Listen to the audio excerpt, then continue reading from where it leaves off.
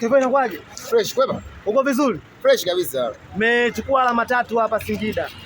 Kawaida yetu bwana, wewe kuchukua alama 3 kwenye ligi kuu ya Tanzania.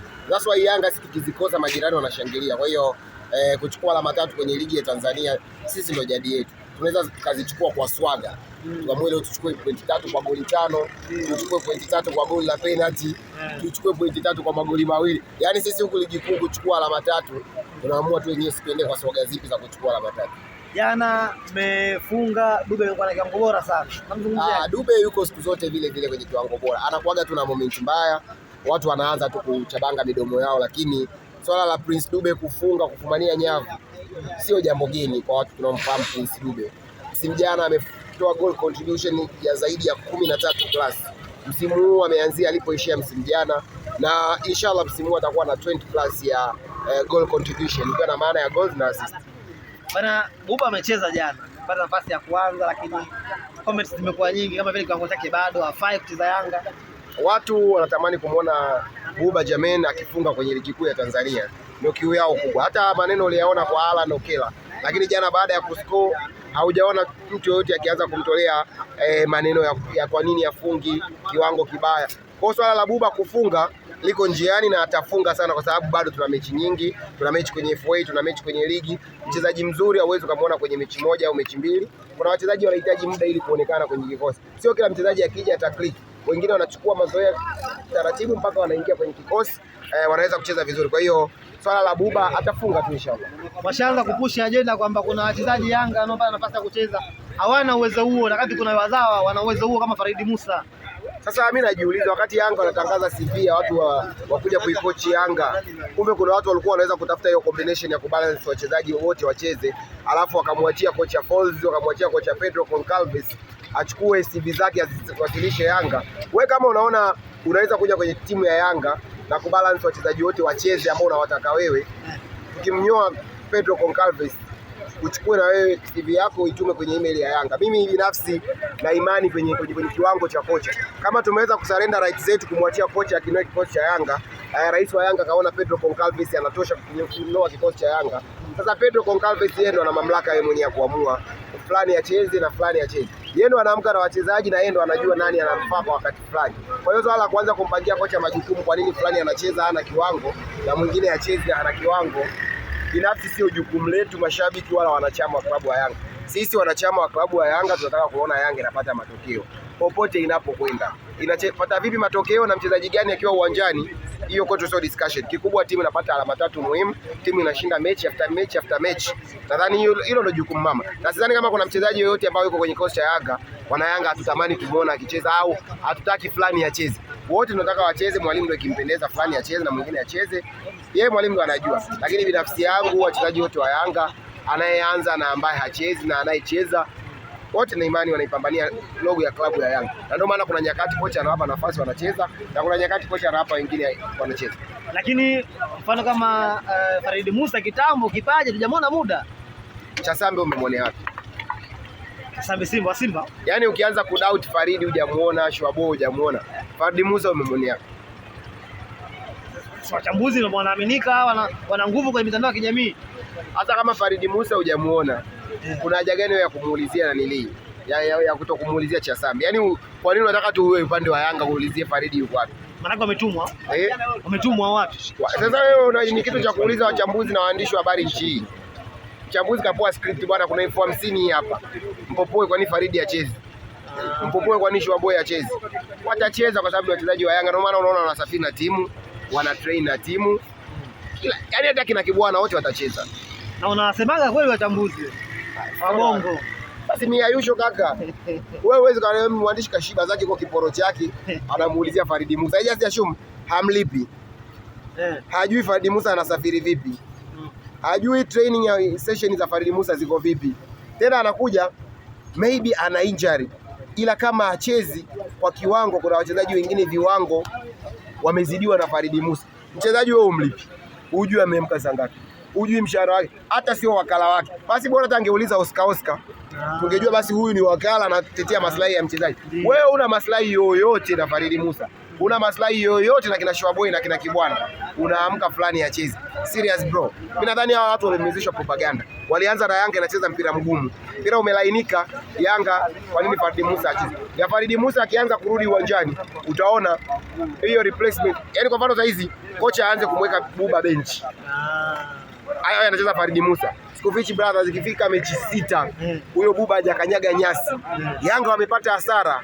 Wameenda kumchukua mchezaji Gambia hachezi. Kila siku huko mbao ndefu. Waulizia hata injury basi za Bajaber.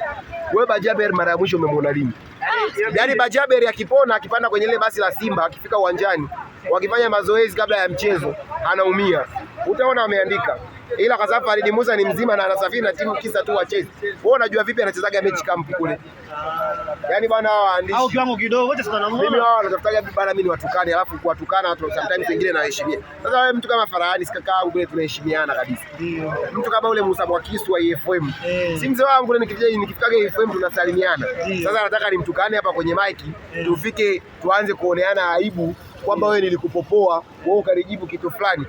Mwenye maslahi ya kuuliza Farid Musa achezi ni wakala wake, meneja wake, rais wa Yanga, wana Yanga, mashabiki wote na wanachama wa Yanga. Ukiona kunguni kutoka timu nyingine anaulizia kwa nini Farid Musa achezi, wewe mwambie tu mbona Chasambi achezi? Mbona Bajaber akipanda kwenye basi la Simba akivuka tu zile ngazi za basi kwenda ndani anaumia? Yaani wewe unasikia watu wanaelezea story hizo, wanatafuta tu kipengele cha Farid Musa, sure boy. Mimi sikufichi. Huyo Buba ambaye watu wengi hawataki acheze, wanataka acheze Farid. Akiweka mechi 6 benchi, huyo Farahani na mwenzie wataamka kwa nini Yanga wametumia hela nyingi kwenda Gambia kusajili mchezaji na hachezi. Wataanza kumshambulia huyo. Sasa timu ina wachezaji 23 mpaka 25. First 11 ya mwalimu inakuwa na wachezaji 10, alafu anakuwa na substitution 6. Katika hao 6 kuna wawili wa under 20. Kuna wachezaji automatically hutawaona. Mimi nikwambia Azam kuna wachezaji wewe mimi sijai kuwaona tokea ligi imeanza wamewasajili. Wanashaka kumchukua Adamu hajacheza mpaka akapewa thank. Uongo. Simba washamchukua Junior Lukosa. Ndio. Amekuja tu tumemwona airport. Hajai kucheza mpaka anaondoka. Kuna mtu anaitwa Peter Mudawa, unamjua wewe? Peter sijui Mudua sijui Mudawa. Alikuja Bongo hata kwenye friendly match hajai kucheza. Akapewa thing. Sasa utamwongelea Farid Musa ambaye ametupa magoli kibao tu kwenye msimu jana. Utamwongelea Farid Musa ambaye alikuwa kiraka anacheza winga anacheza fullback. Bwana hawa watu wanaongea bwana wamejisikia tu kuongea. Yaani mimi ndo maana mwandishi wa habari akiniuliza mchambuzi fulani kaongea kitu fulani. Wako kwenye payroll lazima waongee. Yaani wewe ushaona kuna tumeona saizi hawana story kwenye mpira, wamehamia kwenye vita vya Israeli na Irani. Kwa hawa ni watu wana story. Kaona kule Irani bomu lijarushwa, Israeli kombola lijarushwa, Farid Musa yuko wapi? Wanachambua siasa. Yaani wanachambua, ukiwauliza nyie mko Irani au mko Tanzania. Yaani mwingine anakuambia dakika 20 zilizopita Rais wa Marekani Donald Trump kaliagiza bomu linaelekea Irani liko angani. Na video kabisa ya bomu liko angani anaiona. Sasa wao waandishi wa habari Irani hawajui. Wewe mwandishi wa habari huko Kazura Mimba, huko sijui Mburahati, umejulia wapi? Ndio wao wanaamka Farid Musa yuko wapi? Sure boy yuko wapi? Hawajui maslahi ya timu yao. Yeye waulize timu yake Jonathan Soa ana issue gani? Mbona walimsajili kwa mbwembwe anachana picha mpaka za watu wengine? Wanamuulizia Farid Musa. Wewe Farid Musa mwenyewe anawashangaa, wanamuulizia vipi wakati yeye yuko na timu? Umekuja vizuri sio kama mguu ndani mguu nje. Tetesi hizo utaona. Hatuwezi tukamuongelea mwehu. Hatuwezi tukamuongelea mwehu. Mchuma janga ula na wakwao. Walilolichuma lile janga watakula wenyewe. Yaani kukaa kwenye hizi mic kumuongelea mchezaji Jonathan Soa ni kuzikosea heshima hizi mic. Mic kama ya Pass TV, mic kama ya Mjini FM ni mic kubwa kwanza kuongelea cheese. Cheese, yani ni Jonathan Soa ni cheese. Ni cheese. Kwa sababu wewe huwezi kaenda kwenye timu nyingine unatambulishwa, unapewa picha ya mtu mwingine ambao unaheshimiana naye hata kama sio yeye inafanania. Unachana ya nini? Kwanza mchezaji katambulishwa unaweza ukasema ni bongomani. Yaani ana kidude kinywele kimoja kichwani. Zimu likujualo alikuli likakwisha. Yaani Soa tu kwenye utambulisho wake ilikuwa inaonyesha tayari wamemchukua cheese. Kwa hiyo haya yanayoendelea sasa hizi ni impact ya wao kumchukua cheese. Soa ni cheese. Yaani hii peleka Soa ni cheese. Unaweza ukakata kwa sababu ukajifanya unaogopa ithibati. Peleka Soa ni cheese. Nitakupa ithibati yangu uitumie. Soa ni cheese. Bwana Azam anaandalia dozi. Wewe mtu ameshinda kupata matokeo dhidi ya Pamba Jiji. Pamba Jiji. Unajua Pamba Jiji wewe? Ndio. Wameshindwa kupata matokeo dhidi ya Pamba Jiji. Unajua Tanzania Prison wewe? Yaani ukimfanya hivi kule chini KMC. Yaani unajua kuna yule mchezo kisogeza cha juu kinaanguka. Ukimfanya hivi KMC anaanguka Prison. Amekosa matokeo kwenye mechi mbili. Pamba Jiji na Tanzania Prison. Sasa mimi nitaenda kucheza na Prison kabla ya kucheza na Azam. Nita make statement kwamba naenda kucheza na Azam nikiwa na timu ya design gani. Hii Yanga Pacome hayupo, tunashinda kwa kurelax. Hii Yanga Clement hatujui atarudi lini. Tunacheza kwa kurelax. Wewe unaona watu wanamuulizia Farid Musa yuko wapi, Shua Boy yuko wapi? Shua Boy na Farid Musa ukiwachukua ukiwapeleka timu nyingine. Ni first 11 material. Na ndio maana mimi siwashangai wanaobaki wanamuulizia yuko wapi. Yanga kuna utajiri wa wachezaji. Kwa swala la kwanza kuwafikiria Azam ni uongo. Tulikuwa tunamfikiria National Ahli, Farabat, Jessica Kabil, tunamfikiria Azam FC kweli ana draw na Prison. Ana draw na Pamba Jiji 2-2. Sisi Azam sio washindani wetu. Ni washiriki wetu kwenye ligi kama walipokuwa Simba. Ana Ibenge ana mbinu dhidi ya timu kubwa. Ibenge ana mbinu dhidi ya Simba. Yanga tunaona Mungu alitaka tufungwe. Zanzibar kwenye finali Mapinduzi Cup. Huyo Ibenge kwa nini akutumia extraordinary ya kutufunga? Tumepata na penalty maskini ya Mungu, Pacome kakosa. Tumeenda kwenye penalty kia Mungu katupa kombe. Yaani Ibenge sisi tushakutana naye mara kibao. Tumeshamfunga akiwa na timu kubwa barani Afrika. El Hilal Omdurman. Na sio tu El Hilal Omdurman.